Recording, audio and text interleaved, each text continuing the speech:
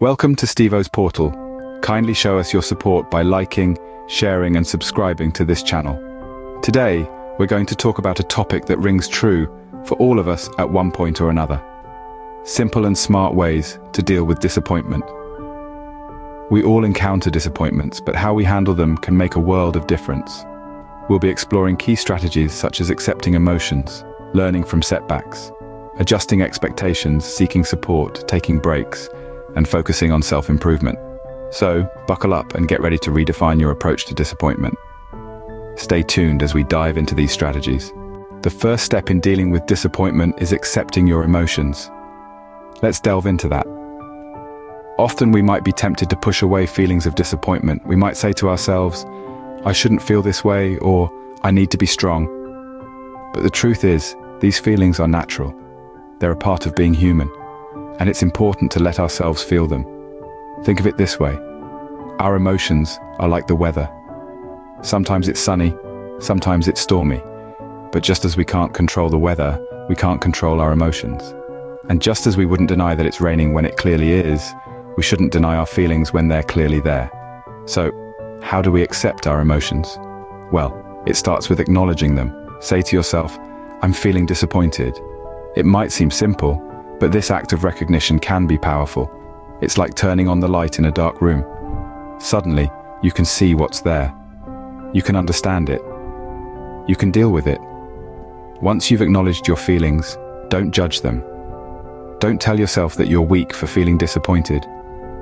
Remember, it's okay to feel this way. It's okay to be human. Acceptance doesn't mean that you're resigning yourself to stay in this state forever. It's just the starting point. It's the first step on the journey to overcoming disappointment. Remember, it's okay to feel disappointed. It's a natural emotion. Next, view setbacks as opportunities to learn. This might sound like an overused cliché, but it's a principle that stands the test of time. The truth is, setbacks are not roadblocks, they're stepping stones. They're not there to deter you, but to guide you. Imagine you're on a journey and you hit a detour. It's not a dead end. It's just a different way to reach your destination. That's precisely how setbacks work.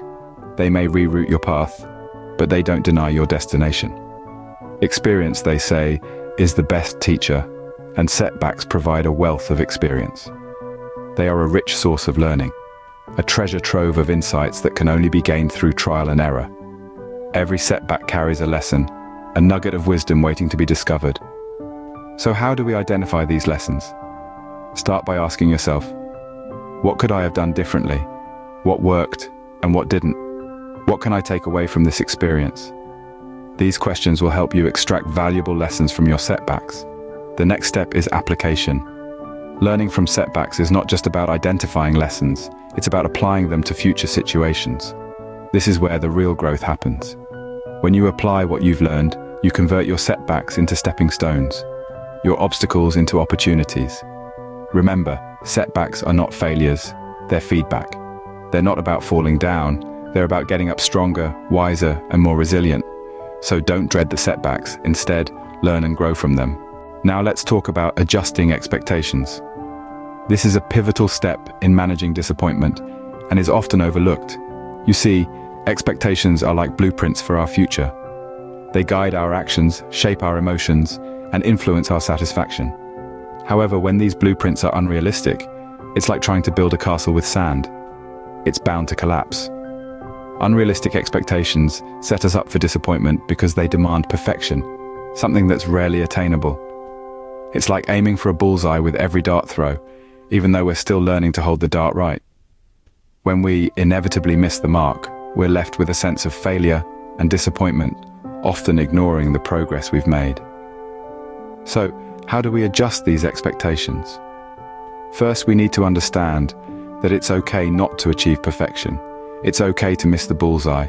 What matters is the progress and the learning that comes with each throw. Second, we need to set achievable goals.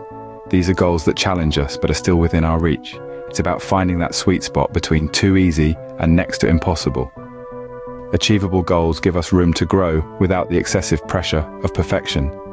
They allow us to celebrate small victories, boosting our confidence and motivation. And when we do face setbacks, they're easier to manage because we understand they're part of the process, not a sign of failure. So as we navigate the journey of life, let's remember to adjust our expectations. Let's aim for progress, not perfection. Let's set goals that challenge us but don't break us. Because in the end, setting the right expectations can save you from unnecessary disappointments. Moving forward, don't hesitate to seek support and take necessary breaks. You see, we humans are social creatures. We thrive on connection, on shared experiences, and mutual understanding. When disappointment strikes, it's important not to isolate yourself. Reach out to friends, family, or professionals who can provide a listening ear, a comforting word, or even practical advice. Remember, there's no shame in seeking support. It doesn't mean you're weak or incapable. On the contrary, it shows your strength and wisdom. You're acknowledging that you're going through a tough time and you're taking steps to manage it. That's commendable. Now let's talk about breaks. Think of your mind as a high-performance car. You wouldn't run it endlessly without giving it a chance to cool down and refuel, would you? The same principle applies to your mind. It needs time to rest and recharge, especially during times of disappointment. Breaks could mean taking a walk in the park, indulging in a hobby, or even taking a short nap. It's about stepping away from the situation temporarily to allow your mind to regain perspective. It's about giving yourself permission to relax, to breathe, and to heal.